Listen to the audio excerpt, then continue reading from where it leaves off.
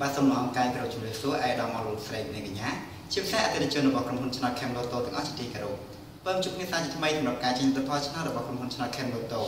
បាទថ្ងៃនេះគឺជាការចេញលទ្ធផលឆ្នោតលើកទី472ដែលរង្វាន់ជ័យផលសម្រាប់ឆ្នោត Lotto លក្ខី636គឺការឡើងរហូតដល់71លាន71ម៉ឺន2860រៀលបាទឥឡូវនេះមកខាងពេលយូរយើងនឹងចាប់ផ្ដើមចេញលទ្ធផលតែម្ដងជាដំបូងគឺយើងធ្វើការចេញលទ្ធផលឆ្នោត 5D បាទសូមត្រៀម1 2 3បាទ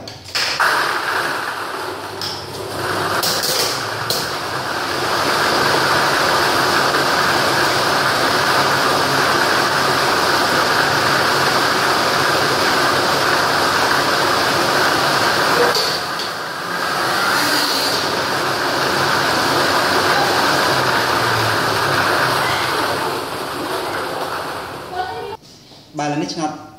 លទ្ធផលឆ្នោត 5D បានចេញមកហើយដូច្នេះខ្ញុំសូមធ្វើការប្រកាសលទ្ធផលតែម្ដងហើយក្របពីងប៉ុងទី1គឺមានលេខ8ក្របពីងប៉ុងទី2គឺមានលេខ8ក្របពីងប៉ុងទី3គឺមានលេខ2ក្របពីងប៉ុងទី4គឺមានលេខ2និងក្របពីងប៉ុងទី5គឺមានលេខ8បាទសូមបញ្ជាក់ម្ដងទៀតតែក្របពីងប៉ុងទី1គឺមានលេខ8ក្របពីងប៉ុងទី2គឺមានលេខ8ក្របពីងប៉ុងទី3គឺមានលេខ2ក្របពីងប៉ុងទី4គឺមានលេខ2និងក្របពីងប៉ុងទី5គឺមានលេខ8បាទនេះឈានទៅដល់ការចេញលទ្ធផលឆ្នោត Lotto លក្ខី636វិញម្ដងបាទសូមត្រៀម1 2 3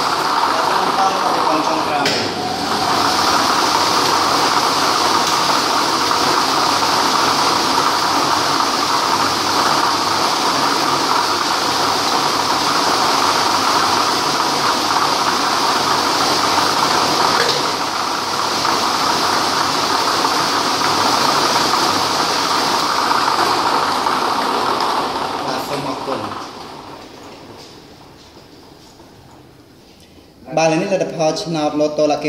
636បានចេញមកហើយដូច្នេះខ្ញុំសូមធ្វើការប្រកាសលទ្ធផលតែម្ដងដែលក្របពីងប៉ុងទី1គឺមានលេខ15ក្របពីងប៉ុងទី2គឺមានលេខ19ក្របពីងប៉ុងទី3គឺមានលេខ14ក្របពីងប៉ុងទី4គឺមានលេខ17ក្របពីងប៉ុងទី5គឺមានលេខ3និងក្របពីងប៉ុងទី6គឺមានលេខ10បាទសូមបញ្ជាក់ម្ដងទៀតដែលក្របពីងប៉ុងទី1គឺមានលេខ15លេខ19លេខ14លេខ17លេខ3និងលេខ10